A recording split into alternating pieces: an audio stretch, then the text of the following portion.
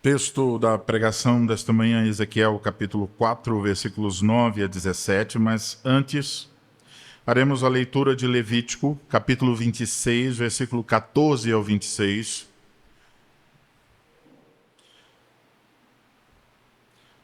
No texto de Levítico nós temos o aviso de que se eles fossem desobedientes, o povo de Israel, eles haveriam de receber os castigos, as maldições da aliança, e entre elas está a fome, que será citada no texto da pregação.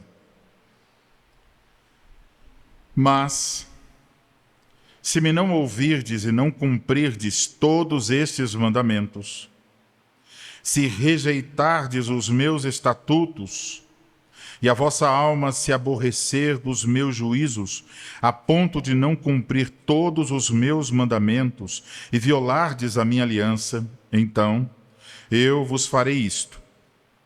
Porei sobre vós terror, a tísica e a febre ardente, que fazem desaparecer o lustre dos olhos e definhar a vida.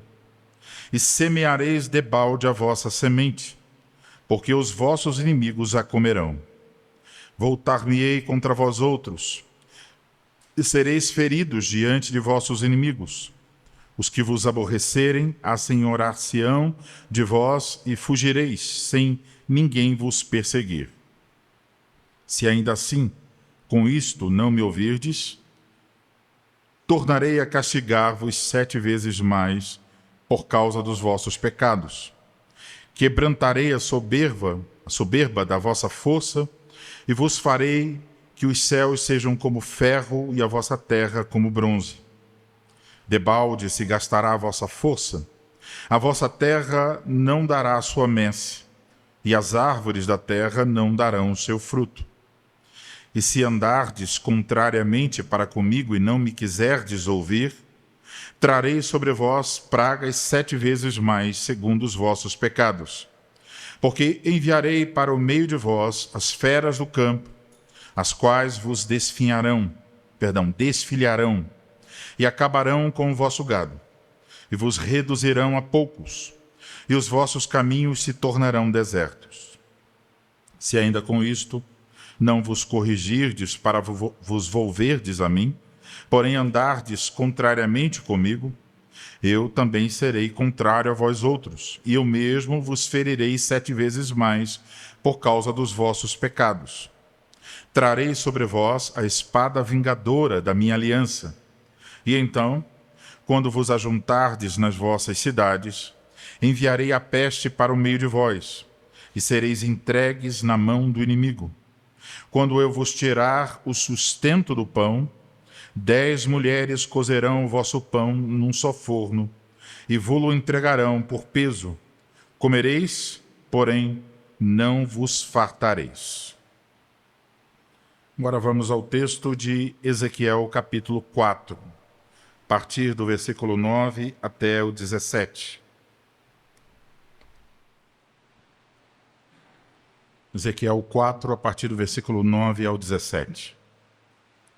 Toma trigo e cevada, favas e lentilhas, aveia e centeio, mete-os numa vasilha e faze deles pão, segundo o número dos dias que te deitares sobre o teu lado. 390 dias comerás dele. A tua comida será por peso 20 siclos por dia. De tempo em tempo a comerás. Também beberás a água por medida, a 1/6 parte de um hin. De tempo em tempo a beberás. O que comeres será como bolos de cevada. Cozê-lo-ás sobre esterco de homem, à vista do povo. Disse o Senhor: assim comerão os filhos de Israel o seu pão imundo entre as nações para onde os lançarei. Então disse eu: ah, Senhor Deus, eis que a minha alma não foi contaminada, pois desde a minha mocidade até agora nunca comi animal morto de si mesmo, nem dilacerado por feras.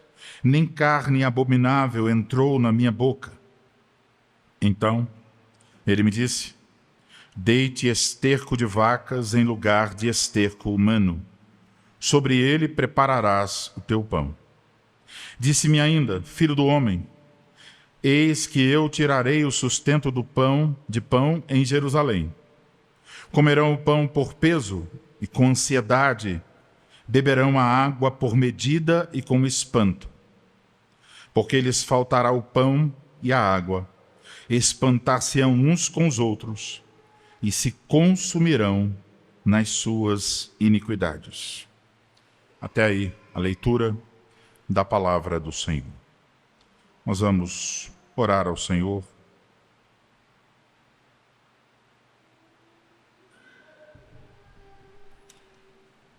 Ó Senhor Deus, Pai bendito, vamos ouvir nesse instante a exposição da Tua palavra. E sempre há tantos motivos em nós mesmos, seja a nossa deficiência de atenção, a nossa falta de estudo da Tua palavra, a nossa negligência quanto à oração, as nossas preocupações mundanas e tantos outros fatores que podem, nesse instante, nos roubar esse tesouro que o Senhor coloca diante de nós. Por isso, pedimos Tua misericórdia, que não nos seja roubado, mas que pelo Teu Espírito Santo nos seja plenamente entregue. Nossos ouvidos estejam atentos, a nossa mente aguçada e o coração disposto para ouvir a Tua palavra. Usa aquele que há de falar para que o faça com clareza e coloque diante de nós a mensagem do Evangelho. Abençoa cada ouvinte para que ouça de modo a ser beneficiado pela palavra do Senhor. Nós oramos e pedimos tudo isso em nome do Senhor Jesus Cristo. Amém.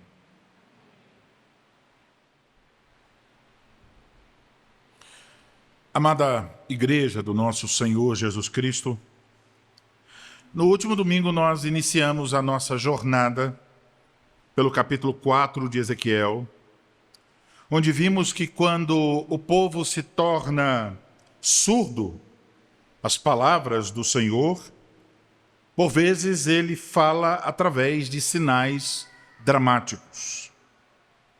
Então, contemplamos no versículo 1 a 8 do capítulo 4, o sermão encenado. A própria vida e o corpo do profeta Ezequiel se tornaram o palco de 3 cenas impactantes. Primeiro, o cerco inevitável, que foi representado pela maquete com tijolos e outros artifícios para mostrar a cidade de Jerusalém cercada, e uma assadeira de ferro para mostrar o distanciamento de Deus. Segunda cena, vemos o peso da iniquidade. Ezequiel deveria deitar-se por 430 dias, 390 por Israel, 40 por Judá, levando a iniquidade figurativamente sobre si. E a última cena é a cena da determinação divina. Ezequiel deveria desnudar o braço e depois ser preso por cordas do próprio Deus para indicar que aquilo que estava sendo anunciado certamente aconteceria. Vimos então a paciência de Deus, que é imensa, mas também vimos figurar a sua justiça, que é certa e que recai com todo rigor sobre aqueles que são infiéis.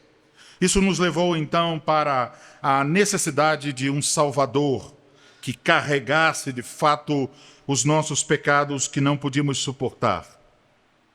Agora, ao chegar aos versículos 9 a 17, nós temos uma outra encenação. O foco desloca agora do cerco militar e da contagem dos anos para a sobrevivência básica dentro das muralhas. Então devemos pensar aquela primeira cena, a cidade cercada, agora estamos do lado de dentro da cidade, e o que vai acontecer quando a cidade for cercada. Então, se antes vimos a certeza do cerco, agora Deus ordena a Ezequiel que ele encene a angústia, o sofrimento do cerco de Jerusalém. A mensagem de Deus, então, continua a ser transmitida por meio de ações simbólicas na vida do profeta. Mas saímos agora do quarto de Ezequiel para a cozinha de Ezequiel. Estamos agora olhando para o que ele vai comer e como isso tem relação com a pureza cerimonial. Então ouvimos Deus ordena a Ezequiel que prepare um pão com cereais misturados. Um pão cozido em condições humilhantes e impuras. Um pão consumido em porções de escassez. Então, enquanto os versículos anteriores destacaram a culpa do povo e o decreto de Deus, do juízo de Deus, os versículos agora 9 a 17 destacam a privação e a desolação que o pecado produz. Veremos então como, tristemente, isso é uma advertência para todos nós, como tristemente a rebeldia, o coração humano, transforma o que antes pode ter sido uma mesa de bênçãos em um lugar de escassez, tremor, tristeza, desolação, revelando que longe da palavra de Deus não há sustento verdadeiro. Por isso, amados irmãos, eu vos anuncio o Evangelho de Deus sobre o seguinte tema: o sermão na cozinha, a escassez, a humilhação sob o juízo de Deus. O sermão na cozinha, a escassez e a humilhação sob o juízo de Deus. Em primeiro lugar, vamos começar com uma receita. É a receita do desespero. Podemos dizer que é a receita do pão intragável. Versículos 9 a 11. Então, nesta primeira cena, Deus ordena a Ezequiel misturar 6 tipos de alimento. Trigo, cevada, diz o texto. Trigo, cevada, favas, lentilhas, aveia e centeio. Tudo isso em uma única vasilha. Não há proporções para cada elemento. É o que tiver. E é curioso que a lista apresenta uma estrutura literária percebida no texto hebraico. A estrutura literária é um quiasmo. Se você estuda um pouco de literatura, sabe o que é isso. É uma estrutura em que você tem elementos da letra A, elementos da letra B e elementos da letra A. Então temos cereais no começo, cereais no final e no meio nós temos outros elementos. Vegetais. Então, cereais de qualidade no começo, vegetais ou leguminosas e no final cereais inferiores. Isso é para indicar um colapso gradual que eles haveriam de sofrer. E a composição técnica desta ração do cerco anunciada aqui é o trigo, que era o cereal de melhor qualidade, geralmente usado por pessoas com condições financeiras. A cevada, que era um grão mais rústico, menos valorizado, geralmente associado às pessoas mais pobres. Depois temos as favas, um tipo de feijão grande que agora seria moído e faria uma farinha grosseira e pesada. Depois temos as lentilhas, muito usadas em sopas, mas aqui deveriam ser moídas e colocadas na massa. Depois temos mais 2 elementos. Temos a aveia, que é era considerado um grão de verão naquela época, que precisava de muita água. E, por fim, também temos o centeio, um grão de qualidade inferior, bem distante do trigo. Então, talvez lendo esses elementos, você tenha se lembrado de pão multigrãos, não é? E pão multigrãos, até onde eu me lembre, são gostosos, são bons. Vários, 9 grãos, muito bom. Mas essa não é a imagem aqui. Essa mistura está longe de ser saudável. Ela é até uma mistura que, em certa medida, viola o preceito de Levítico 19:19 de não misturar as coisas. Ela sinaliza que não tem nada no armário. Então, crianças, vocês podem pensar nessa condição. Você vai até o armário, e eu posso me lembrar um pouco disso. Não foi tão ruim assim como o de Ezequiel. Mas eu posso me lembrar quando criança, às vezes, eu queria comer alguma coisa e o armário não tinha muita coisa. Então eu diria, tem leite ninho, mas não tem mais nada. Tem farinha de mandioca. Então, leite ninho com farinha de mandioca. Muito bom para quem está com fome. Mas então você tem algum resto de uma coisa, resto de outra, e você vai colocando tudo na panela. E no final, você quer apenas enganar a sua fome. Então isso é um indicativo que não havia trigo para fazer um pão, só um pouco de trigo. Não havia cevada para fazer o pão, só um pouco de cevada. E nem mesmo o grão mais inferior havia quantidade suficiente, você só tem um pouco. Então essa culinária é a culinária do desespero. É de alguém que está com muita, muita, muita fome e olha e diz, sobrou uma casca de banana. Aqui, farinha de mandioca. Ali, um melaço que eu esqueci no armário. E você vai colocando tudo junto e bate no liquidificador. Uma vitamina escura, feia, com um cheiro não muito bom. Aqui temos um pão. E é interessante que no século III depois de Cristo, os judeus fizeram um experimento. Eles reuniram esses elementos, o Talmud registra isso, e eles então fizeram esse pão e escreveram: o resultado foi tão repulsivo que nem os cães quiseram comer.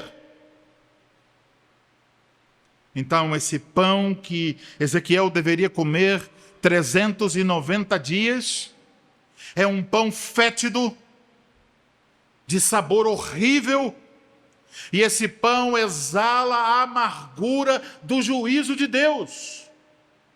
Agora, não é só que a comida é ruim.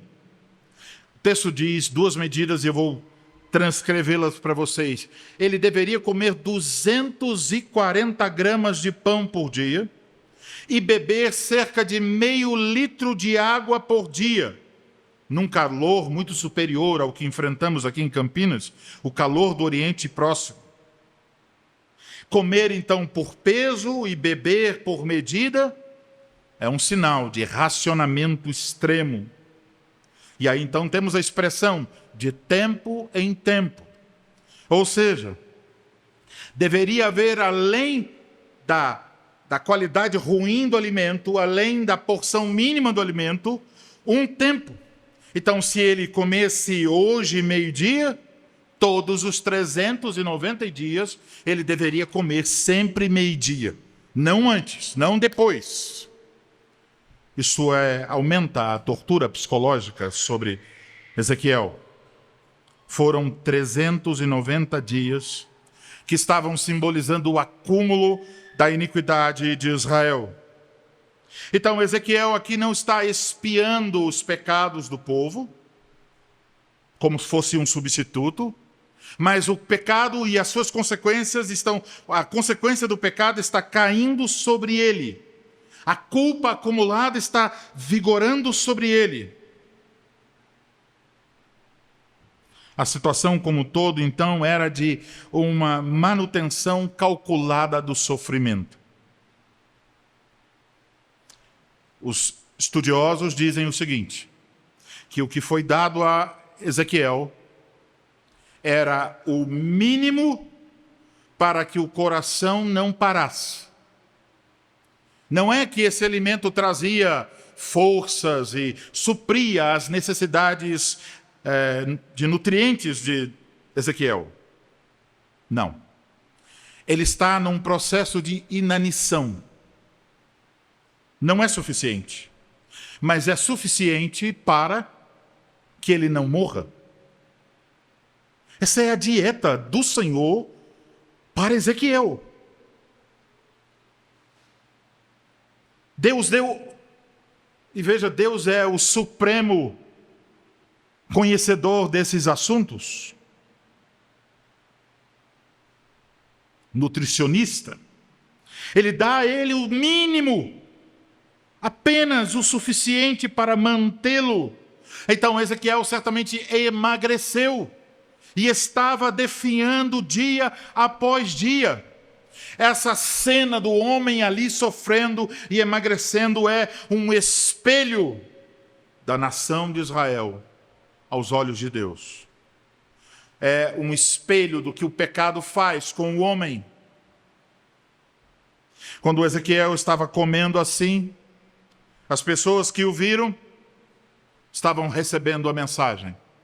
É isso que vai acontecer com suas famílias que estão em Jerusalém. Então, meus amados irmãos, esta cena revela que o pecado transforma a vida e a mesa da comunhão em um balcão do racionamento.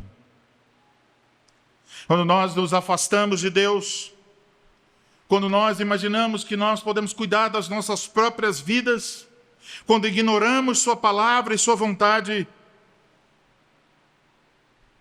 é isso que nos espera. E mais, metaforicamente falando, quando nós abandonamos o pão da vida, nós nos entregamos às misturas imundas deste mundo, que nunca poderão nos saciar. Então aqui já aparece uma imagem que aparecerá no final. Todo pecador é alguém que está à beira da morte. Alguém que está vivendo, por assim dizer, por aparelhos. Não tem vida real se estiver longe de Deus. Então nos entregamos aos ídolos, aos prazeres, e isso nunca pode fartar a nossa alma. É pão desprezível que não sustenta. Mas esta cena é apenas a primeira. O pão intragável. Mas agora chegamos a um outro ponto. O combustível da vergonha. O pão imundo. Esse pão não é só intragável, mas é um pão imundo. Versículos 12 a 15. Então, se você fica um pouco chocado com as imagens anteriores dessa comida fétida e horrível que Ezequiel teve que comer, e todo o sofrimento que ele passou com as medidas e o tempo, agora chegamos ao ápice deste sofrimento. Porque Deus diz a Ezequiel, olha, você vai cozer este pão com fezes humanas.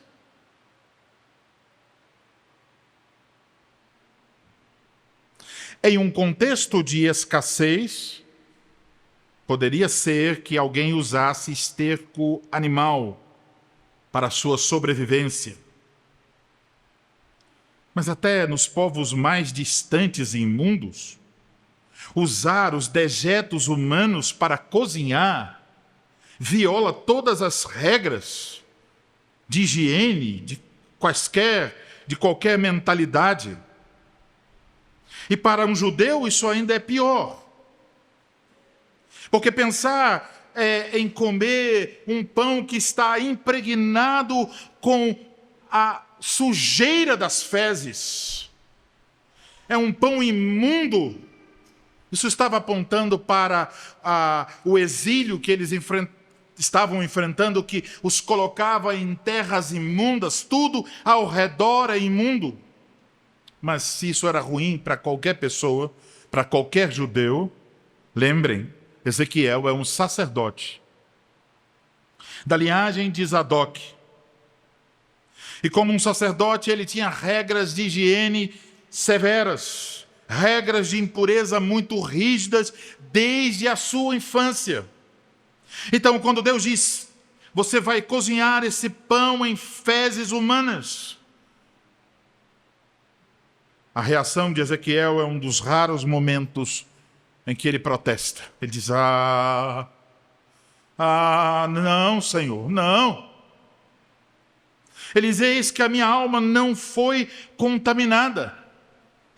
É como se Ezequiel dissesse, Senhor, eu prefiro morrer sem comer esse pão do que contaminar-me com tal impureza. Ezequiel então apelou para a sua integridade. Ele diz que na sua garganta jamais passou algo que fosse contaminado. O animal morto por si mesmo, quer dizer, um animal que morrera de uma morte natural ou por uma doença, o israelita não comeria. É impuro. Um animal que morreu no campo dilacerado por outro animal, o israelita não comeria. É impuro. E ele também diz que ele nunca comeu uma carne abominável. E aí esse termo, carne abominável, aqui é um termo muito específico para falar da carne sacrificial que, por não ter sido comida, passando-se os dias, ou seja, ela não foi comida até o terceiro dia, a partir de então ela começa a decompor-se. Então, essa carne, depois do terceiro dia, era uma carne já em estado de decomposição, de putrefação. E lembre-se, não havia geladeira. E ela agora, então, não é uma carne abominável. Ezequiel diz, eu nunca comi carne estragada. Então, com as alegações de Ezequiel, Deus graciosamente atende às sensibilidades do profeta. Deus permite, no lugar do esterco humano, o esterco de vaca. Isso é menos ofensivo, mas isso ainda mantém o sinal. O sinal é de impureza, porque ainda é uma coisa impura. Então, quer mostrar que o povo seria assado na terra estrangeira. Eles haviam abandonado a fonte da pureza, seriam jogados na impureza. Isso é importante observar. Israel se orgulhava de sua separação e agora seria lançado em terras impuras para comer o pão imundo entre as nações. Então, a vida no exílio não seria só humilhante, mas seria uma vida de impureza. E vocês podem pensar um pouco sobre isso quando leem a história de Daniel e a preocupação de Daniel e seus amigos com as questões alimentares. Então, o juízo de Deus muitas vezes nos expõe à sujeira das nossas próprias escolhas. Por que isso? Porque isso era o resultado final das escolhas de Israel. Então, quando Israel escolheu seus ídolos, seus pecados, seu orgulho, agora está aí o que é colocado diante dele, uma vida impura, suja. E então, somos lembrados de que por causa do pecado, tudo que nós produzimos em nós mesmos carrega o odor da morte e da corrupção. Isso foi o pão imundo. Agora, chegamos aos últimos versículos 16 e 17. O cajado quebrado. O pão das dores. O versículo 16 anuncia: eu tirarei o sustento de pão em Jerusalém. E é curioso que no texto hebraico, essa expressão, eu tirarei o sustento de pão em Jerusalém, é literalmente, eu vou quebrar o cajado do pão. Como seria isso? Crianças, isso tem a ver com uma prática que para nós hoje talvez não faça muito sentido. Mas as casas do Antigo Testamento tinham uma quantidade muito menor de móveis. Talvez você entre na sua cozinha, tem armários planejados. Nas casas do Antigo Testamento não havia armários planejados. Então, como as pessoas faziam para que o alimento não fosse contaminado, por exemplo, por um rato? Então, elas fariam um pão em forma de um anel. Então, redondo, mas vazio no meio. Então, vira basicamente uma coisa que você pode pendurar. Então, alguém poderia fincar um cajado na sua cozinha e pendurar vários pães ali. Então, os ratos, outros roedores, não vão conseguir subir. Está protegendo. Então, esse cajado simboliza que esse pão é garantido, o sustento da família está garantido, porque o cajado está de pé, o pão está suspenso. Mas aqui Deus diz: eu vou quebrar o cajado do pão. Isso evoca a ideia de que Deus vai fazer colapsar toda a infraestrutura de preservação da vida. Não haverá alimentos. E isso é uma linguagem que é eco das maldições da aliança que nós lemos há pouco em Levítico 26. Ouçam mais uma vez. Quando eu vos tirar o sustento do pão, 10 mulheres cozerão o vosso pão num só forno e vos-lo entregarão por peso. Comereis, porém não vos fartareis. Deus diz que a sua maldição seria quando eu vos tirar o sustento do pão. E o impacto dessa escassez anunciada aqui em Ezequiel é uma devastação psicológica. Veja nos versículos 16 e 17 duas palavras. A palavra ansiedade refere-se aqui a um estresse emocional que consome a mente. Será que eu vou comer amanhã? Será que tem pão? Será que terá comida? E a outra palavra é a palavra espanto, que aqui se refere a um terror paralisante. É quando alguém se defronta com uma situação em que ela entra em estado de choque. O que levaria as pessoas a entrarem em estado de choque? Olharem umas para as outras e verem umas às outras magérrimas. Você pode ter uma noção disso quando você vê fotos do que aconteceu com o povo judeu na Segunda Guerra Mundial, nos campos de concentração. Mas imagine na Jerusalém antiga as pessoas em condições parecidas. Você olha e vê, não vejo meu vizinho há muito tempo, e quando você o vê novamente, o homem que tinha 90 quilos agora tem 40, 30. Está morrendo. Então, essas palavras invocam uma perturbação psicológica por causa da ausência de alimento. Vendo uns aos outros magros e fracos. E aí então o texto se encerra com a seguinte colocação: e se consumirão nas suas iniquidades. E essa expressão, se consumirão nas suas iniquidades, carrega aqui uma conotação física que chega a ser aterradora. Porque está falando da decomposição da carne. Então, qual é a imagem? É uma imagem de alguém apodrecendo vivo. Então, não é uma morte rápida, mas é uma decomposição em vida. Nesse caso, o povo apodrecendo por causa de seus pecados. Então, como descreveremos o pecado à luz de tudo isso? Será uma coisa abstrata? Não. Todas essas cenas estão mostrando que o pecado é uma força autodestrutiva. Quando você segue por esse caminho, quando você abandona a palavra de Deus, quando você deixa a Cristo e você quer seguir o seu caminho, é o caminho do apodrecimento, é o caminho da morte, é o caminho do sofrimento e da dor. Este é o caminho do pecado. E quando nós olhamos a sociedade ao nosso redor apodrecendo sob o juízo de Deus, sabemos, é verdade, é isso mesmo. Então, podemos concluir. O pecador, todo pecador, é um defunto vivo, sendo devorado pelas suas próprias transgressões. É como se o pecado fosse um verme que consome, que corrói a carne do pecador.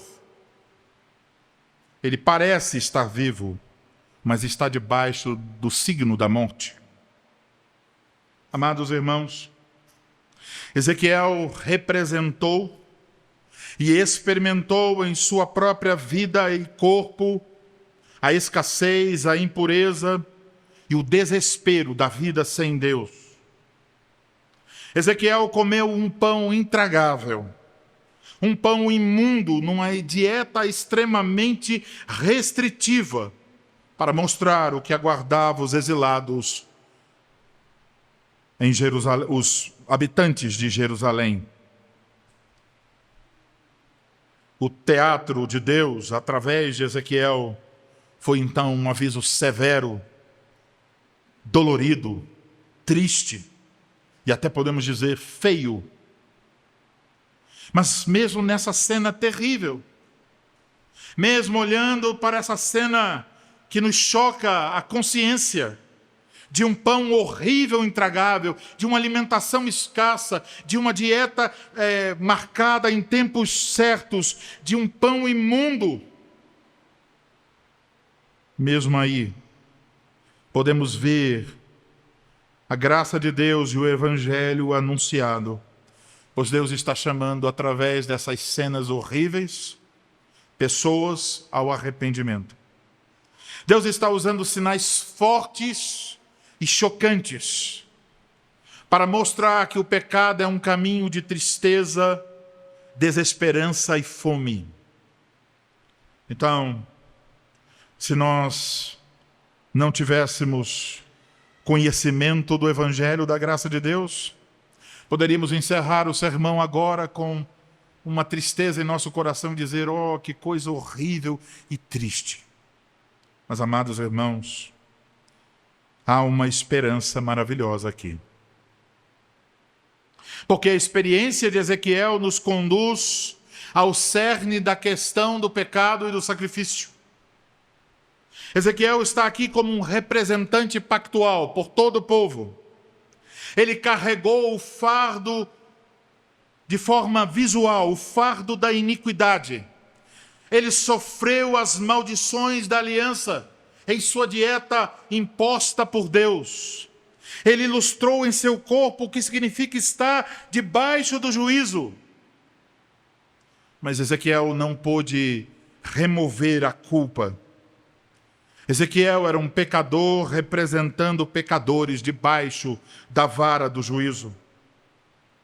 Mas a cena de Ezequiel em sua cozinha e em seu quarto, a cena deste ato profético, nos faz imediatamente sair desta cena e olhar diretamente para a cena final desta encenação. A encenação começa com Ezequiel, mas ela não termina em Ezequiel. Ela vai ter o seu término no cumprimento final, não só desta cena, mas de todas as cenas das Escrituras. Olhemos então para a última cena. Oh, meus irmãos, nesta última cena há também o retrato das consequências do pecado.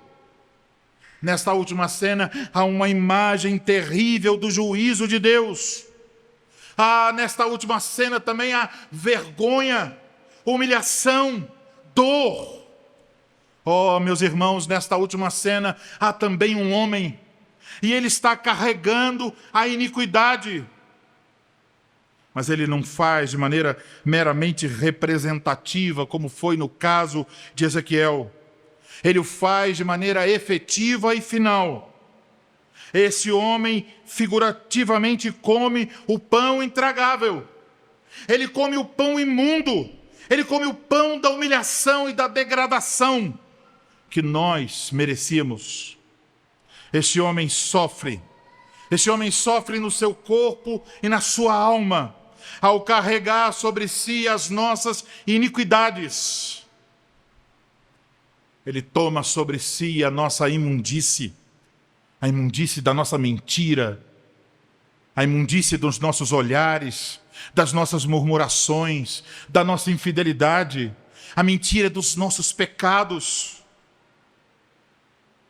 Ezequiel, diante de cena tão horrível, solicitou misericórdia e foi oferecida a ele uma concessão. Mas aqui está este homem na cena final. Nenhuma concessão é dada a ele. Pai, se possível, passa de mim esse cálice. Mas o cálice não passou. Ele deveria sorvê-lo até a última gota. Aí está esse homem, o único homem perfeitamente puro, mergulhado na podridão dos nossos pecados na cruz. Aquele que não pecou se fez pecado por nós. Ali está ele bebendo o cálice do pavor, o cálice do desespero, para que você, pudéssemos um dia nos assentar na mesa do seu reino. E por causa desse homem na cruz, por causa do que ele fez na cena final, nós que merecíamos o pão intragável, o pão imundo e o pão da desolação, recebemos o pão da vida, bebemos dele mesmo a água da vida.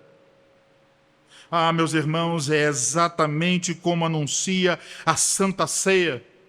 Ele se tornou para nós o alimento que sacia as nossas almas famintas e sedentas para a vida eterna.